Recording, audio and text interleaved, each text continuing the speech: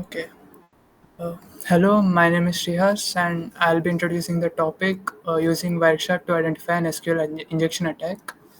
So basically, SQL injection is a web security vulnerability where attackers inject malicious SQL code into input fields to manipulate the application's database. It usually happens when input is directly used in SQL queries without validation.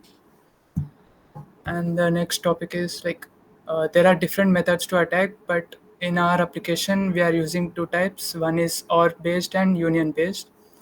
So seeing the first example, by looking at the normal query, like this is how a login usually works. It checks if both the username and password match. So the attacker injects an a condition where it's always true. Then the modified query, instead of checking the actual username and password, the query returns true for anyone because the one is equals to one is always true. And and yes, this lets attackers log in without valid credentials. Okay, and now coming to second example, like here the union clause. Here the attacker uses a union clause to fetch data from a table, like where it has all the details of the users. Now, instead of just one user, like the query combines and returns data from the table. Like this can expose all records, including sensitive information. And now coming to consequences, like it can cause to data breaches where attackers gain unauthorized access to sensitive data, and they can even manipulate data like edit the table, create the user info, and etc. It even leads to the compromise of server or application, like they have full access to the database and they can edit. This causes reputation damage, like the data breaches and system compromises can impact severely for a company. And then coming to financial losses, like dealing with the aftermath of an SQLI attack, it can incur significant costs for investigation, remediation, and legal files. And then the prevention cases, like we can use prepared statements or parameterized queries. Like this separates SQL code from the user input. Even if someone tries to inject malicious data, it won't be executed as a SQL code, so it prevents injection. Next, validate and sanitize all inputs. Like always check if the user input is expected. Like example for no special characters, only numbers for age, etc. Like sanitizing removes or escapes from harmful characters.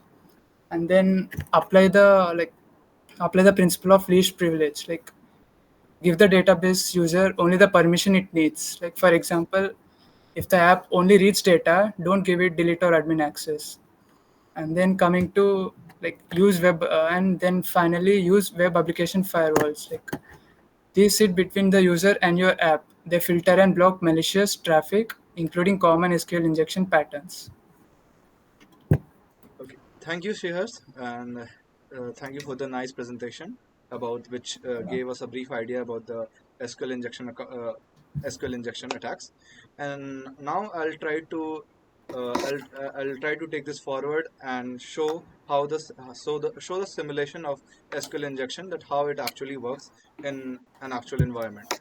So we'll start with we'll take a we'll take an actual web application. We have made a project. We have made a demo project to show this SQL injection, and we'll start with the with this. This is the code. It has a lot of codes here, and we'll first try to run it using nodemon. So nodemon server.js, and we are running it on localhost port 3000. So as you can see, if we have I've started the code, starting this web application, and this is the web application as visible here. So this is the application named Quizum. This is our project, and here we'll show how it works, like how we can do SQL injection attack.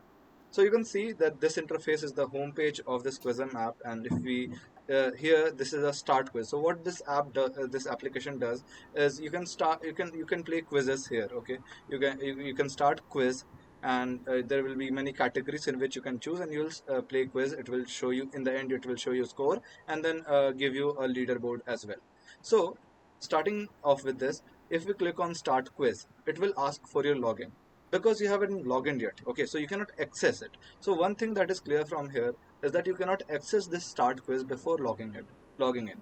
So you need to log in it. And as I can show you, like the database is already, we have already made a few login here.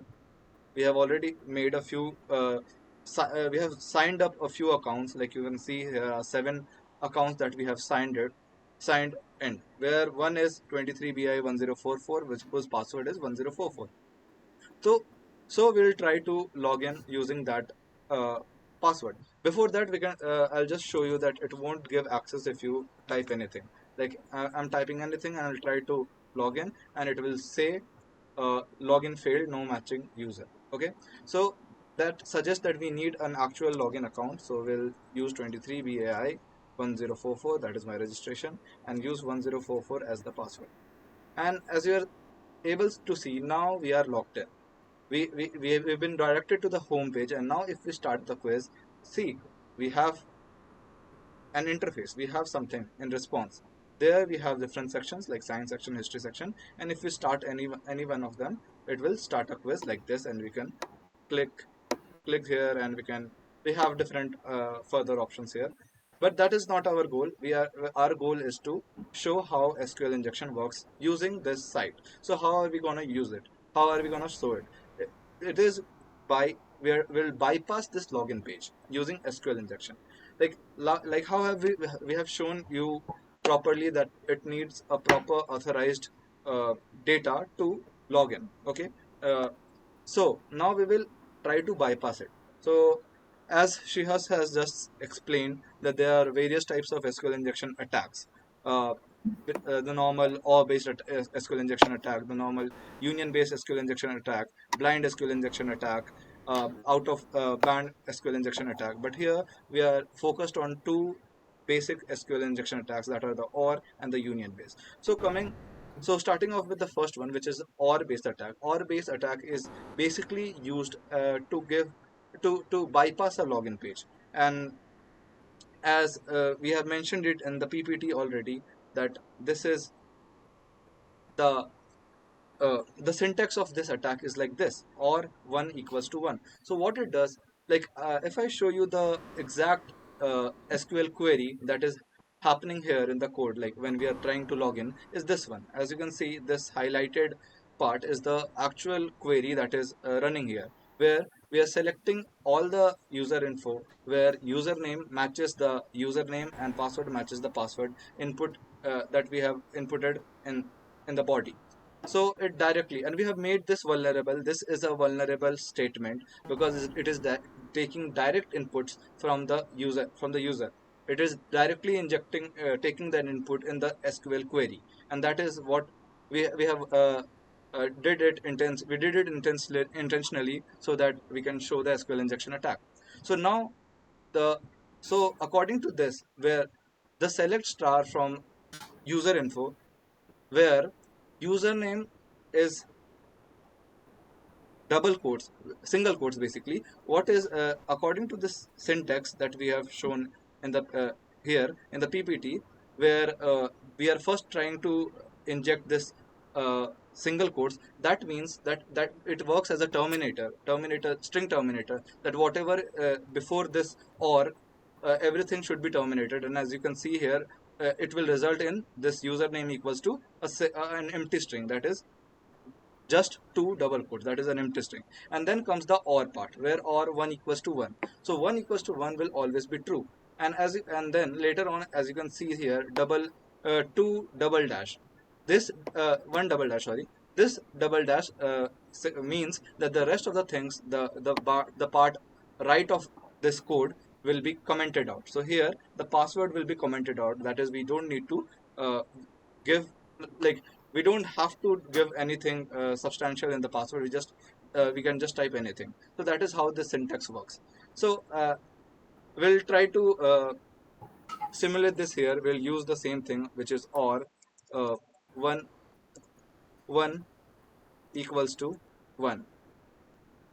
And now, uh, if you don't want to give the double dash, we need to input the same thing, or 1 equals to 1 in the password as well. So as we did this, see, we are able to log in, and as a assurance, this is what we are getting when we log in. As we have seen here, we get this only when we are successfully logged in, and you can see we have successfully logged in. The we have bypassed the login page.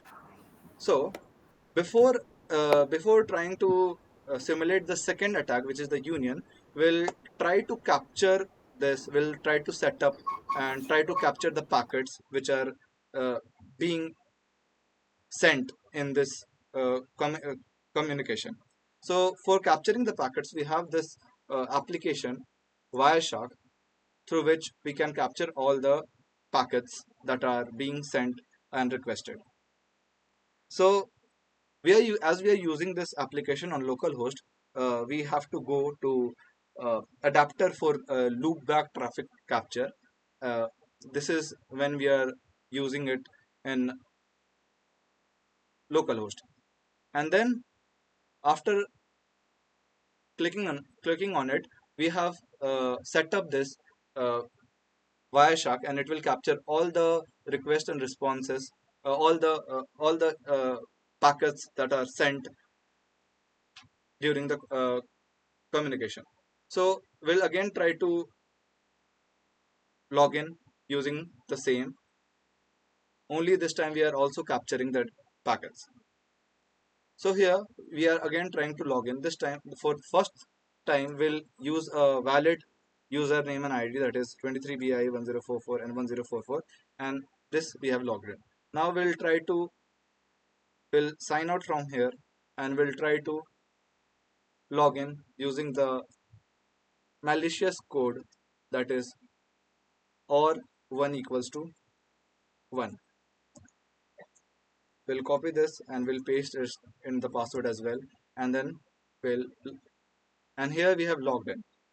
So now it is being captured here. As you can see, this part has some data in it, like some 166 packets have been captured till now, and these are all the things that we did in that web application. These are all the requests and responses being sent from the server and client. So this was the OR attack. And before analyzing the data in Wireshark, we'll also like to show the union based attack as well. So for the union based attack, we'll again sign out from here and try to log in again with the now we it's as she has told us that the syntax of the union based attack is like this. The union based attack works with select. That is, we are trying to it works when the response is in the form of output and not uh, a redirection. Like here when we are logging, we are being redirected to a logged in page, the home page, with the username logged in. So it won't work with this union attack. For to simulate this, to show this, we'll make a small change in our code, which will, instead of redirecting it, will try to output the data sent by the server. And we did this, we have already written the code, one line code for this. And then after saving this, we'll try again for the union. Now it will send us the output and not redirect us. That is not, we are not trying to bypass it, we are trying to get output from the data.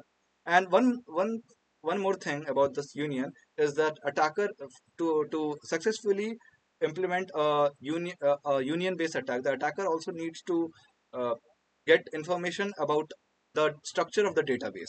That is how the database looks like. That is this thing, that how many columns are there, what are the names of the column, in order to do union attack. And that will be visible by the output, so by the input syntax of this attack. As you can see, it starts with again the single quote, and then the union select. Basically we are trying to select ID, username, these are all the column names in the database, that is email, and then password, then score, then created at, it's a timestamp, and then from, we need the name of the data table name, that is user info. I'm sorry, user info. And we'll set limit as 7, that is, as I've told you that there were already 7 uh, sign accounts that we have already logged in. So signed up, sorry, we have already signed up, so we have set the limit to 7, so we will be able to see all the 7 information. And then limit 7 and offset as 0. Offset is basically where we are starting from, and we are starting from the 0. And then double quotes, that is, we are now uh, we don't need to give anything as password. As you can see, I'm typing anything, and it's there. I'm typing anything because this doesn't need anything, as this double quote is double dash. Actually, what it does, it comments out the rest of the part, the right side of the part. And now when we have logged, oh sorry, there's a small error. The create at we have, okay, so sorry, actually the name of the column is created at or not create at. So that shows us that we have to know the column names, that the attacker need to know, have data about the columns, about the structure of the database. And now when, yeah, so now when we have we have correctly input all that data in the database with the correct as it is there, we are able to fetch everything, all the data, the ID, the username, email, the password, score created. So we are able to see all the data. That is, the attacker is able to see all the data using this SQL injection attack, or the union based SQL injection attack. Now we have successfully simulated the attacks. Now we'll try to capture it using wireshark. So we have already set up the wireshark earlier. Sorry, we have already set up the wireshark earlier, and as you can see, it has till now captured 528 packets. So how do we find those particular packets, where how to identify where the attack has been done? So as you have seen, all the attacks, SQL injection attacks, have a particular syntax. We use or union or something like that, okay, double dash, some kind of thing we use like that. So what we'll try to filter them out. So here we'll try to filter that HTTP, because we are using HTTP protocol, and then contains, where either it's or, as we are just doing the or and union based SQL attacks, we'll try to find only or and union. So HTTP contains or HTTP contains union. So it will show us all the packets where the request from the client is made using or and union. So basically, yeah. So these are all the uh, packets where there's a mention of or union. So as it was a login entry, it was a post request. So we can see here we have made 1, 2, 3 post request, and these post requests have or union. So now if we double click on this, we can get all the data regarding this packet. We can so we can get the arrival time, their frame number, frame length, and all the multiple data related to this particular packet.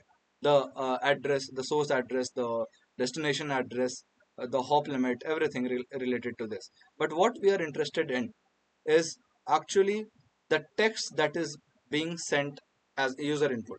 So we get this from here. The last option here is, it's visible that the username that the attacker has given contains or, and contains this suspicious input. And from here we can say that this is an attack that some attacker has made, and this is our or SQL injection attack. Also we can as we can see, the second one we tried doing union based attack.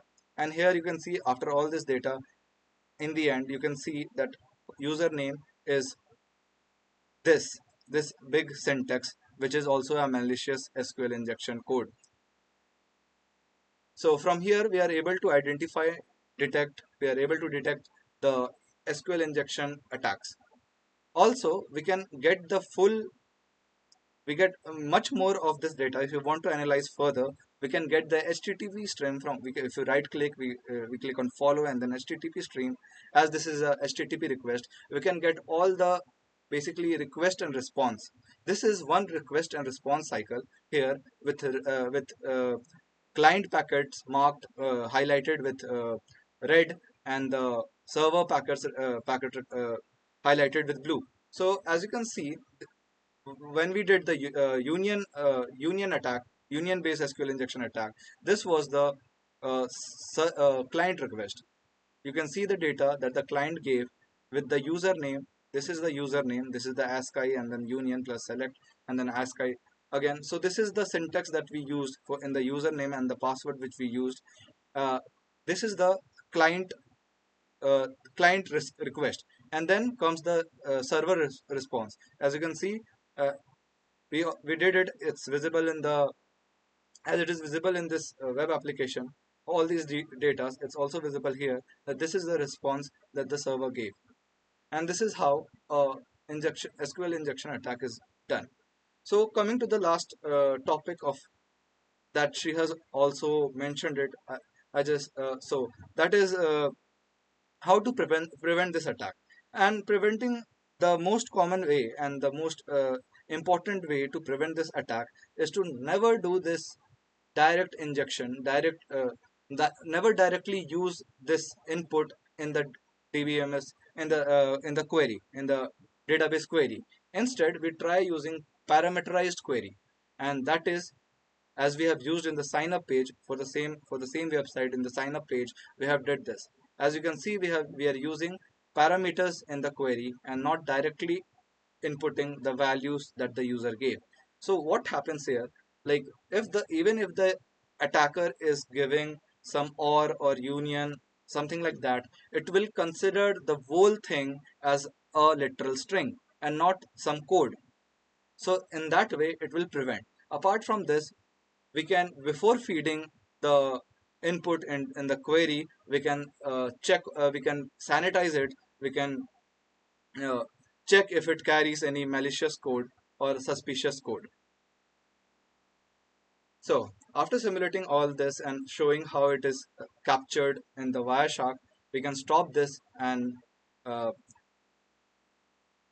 we can stop this and we can save this information as name, and as any name, let's say SQL eyes, and it will save as a PCAPNG file, that is packet capture next generation file, and we can easily see it whenever we want. If you just double click on it, we are able to see it again. We are able to see all the packets related to this again. And so that's all we want to share. Yeah, so that's all that we did the successfully simulated an attack on our vulnerable website, and we also showed how the how we can capture using Wireshark. So thank you